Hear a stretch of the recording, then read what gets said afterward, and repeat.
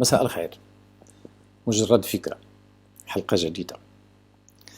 إلى كتذكروا اللي شاف الفيديوهات كاملين، كنت تيرت من قبل على أن اليقين يعني الحقيقة المطلقة، يعني ذاك النوع ديال المعرفة كيكون كيعتقد الفرد بأنه كيملكها وبأنها خالدة ونهائية وما كتقبل لا نقد ولا مراجعة ولا إعادة نظر ولا بالتالي تطوير لها.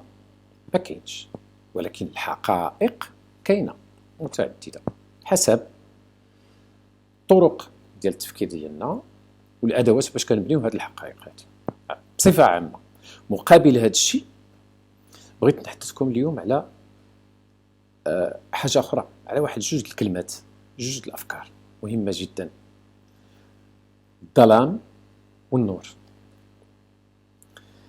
يمكننا نقولوا على أن الظلام والنور هما جوج الحوايج اللي كاينين في الطبيعة، اللي مبنية عليهم الطبيعة.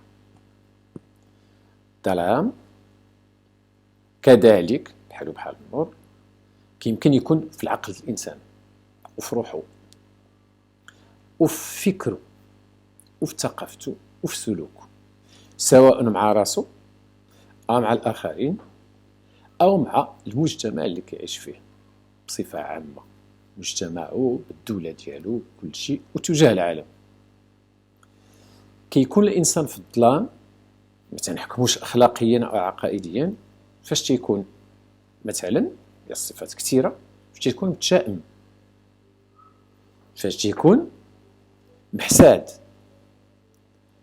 فاش تيكون مسدود على راسو منغلق على ذاته، فاش تيكون كيعتقد بأنه هو الأول والآخر واللي كيملك الحقيقة، فاش تيكون مغيار بشكل متجاوز الحدود، فاش تيكون نرجسي يعني كيعتقد بأنه هو المركز ديال الوجود، ماشي غير ديالو والآخرين كذلك، هو المحور، هو النجم، هو الكوكب اللي خص يدور عليه ما تبقى. شكرا حبيبتي. تيكون إذن الظلام في الإنسان أيضا فاش تيكون كيعتبر راسو مواطن من حقه كل شيء، من حقه يعاقب الآخرين ويحكم عليهم، يحكم عليهم الحكم ديال القيمة، بمعنى يقول عليهم مزيانين ولا خايبين، صالحين ولا فاسدين، مواطنين أو ماشي مواطنين، ما عندهمش الحق في المواطنة إلى آخره.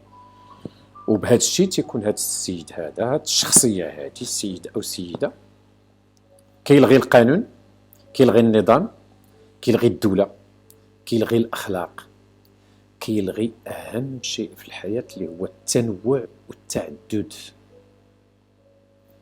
كيحط راسو هو قيمة أولى وكل ما تبقى قيمة ثانية، بمعنى أنه تيكون تيأمن بثنائية القيم اللي هي في الواقع راه كتبان لنا حنا كاينه، بحال فاش كنجيو تنقولوا بان كاين الليل وكاين النهار، راه كنعرفوا بان النهار متعدد، فيه الفجر والخيوط الاولى ديال الصبح، وفيه الصبح، وفيه الزوال كتكون فيه الشمس عموديه، وفيه العشيه الشمس ديالها في شكل اخر، وفيه البدايه ديال نزول ستائر الظلام، وفيه الليل في القمه ديالو.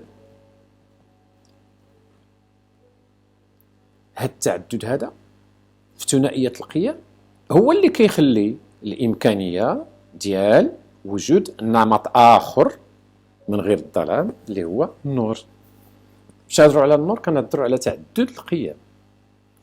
هي الإنسان البشوش ماشي العبوس، هي الإنسان المتسامح المتفتح ماشي المتعصب الحقود، هي الإنسان الصبور ماشي الإنسان سريع الغضب، هي الإنسان الذي يحترم الآخرين ويقدرهم وكيعتبرهم بحالو، عندهم كرامتهم وعندهم إرادتهم وعندهم حريتهم وعندهم الأنفة ديالهم، وبالتالي يمتنع عن أن يجرحهم أو أن يحتقرهم أو أن يبخس آراءهم.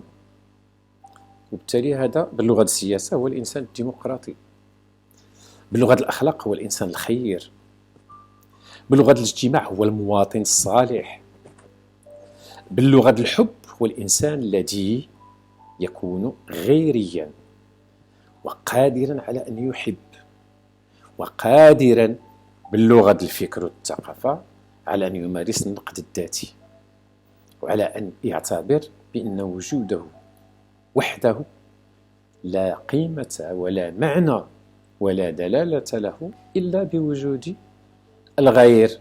الغير اللي كيعتبروه الفلاسفة هو أنا، ماشي أنا شخصيا، لكن هو أنا آخر، بمعنى أنه هو كيان إنساني اللي عنده كيف قلنا كرامته وحريته وإرادته والأنفة والعزة بالنفس ديالو، بحال أنا، ماشي أنا ولكن أنا المتكلم فاش نكون كنهضر على الآخرين كيف ما بغيت نكون.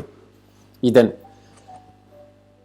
لنسعى جميعا إلى النور، لنتشبث جميعا بالنور، لنكون غيرين. راه المصدر ديال المرض قلة النعاس وسوء العيش وانعدام الراحة، كاع اللي يقدر يتأمل ويراجع ذاته بحال اللي قلنا من قبل ويعيد النظر في الأشياء عندما يجد على أنه حي يرزق بصحيحته برزقه اللي كتب الله، ولكن ديما ماشي هو هذاك الداخل، ديما حاضي الاخرين، ديما كيديرها وتلقى النهار مشى وما ضحكش فيه وسعد كل شيء بالاشجار وبزرقات السماء وامواج البحر وبالهواء اللي كيدوز ويقيسو في وجهه وبابتسامه الاخرين وبالاطفال كيلعبوا قدامه وباللي كتب الله كياكل وداك الشيء، خصو يعرف بان راه شي حاجه تما ماشي هي هذيك. اعاده النظر هي ان ننتقل من الرؤيه، النظره ثنائيه القيم، الى النظره والرؤيه لانفسنا وللاخرين ولمجتمعنا ولدولتنا وللعالم المتعدده القيم، الى مجرد فكره اخرى.